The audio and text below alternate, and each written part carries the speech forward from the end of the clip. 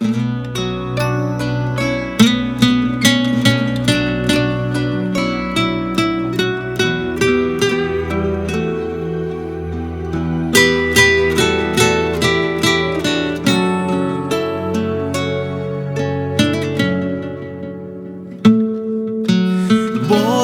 باید بی تو از نیمکت خالی به خونه برگردم.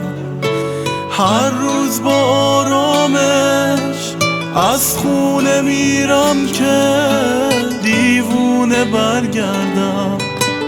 تو فکرتم اما هیچکی نمیدونه، هیچکی حواسش نیست. فکر تو دنیامو داره میسوزونه، هیچکی حواسش نیست.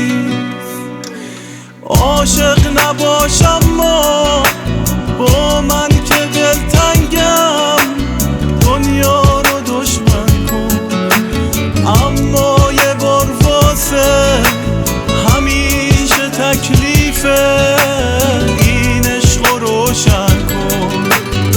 از نیمکت خالی، از کنج این خونه، از کوچه بیزارم، از تو که میدونی تا آخر عمرم تنها نمیذارم.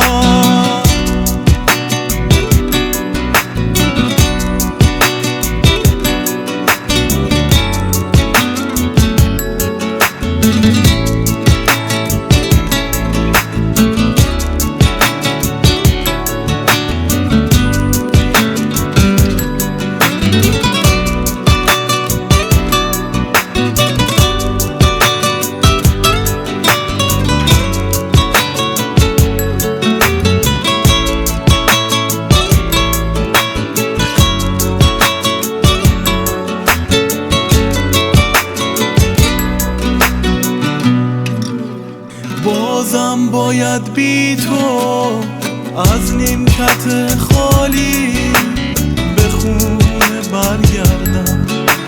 هر روز با آرامش از خونه میرم که دیوونه برگردم. تو فکرتم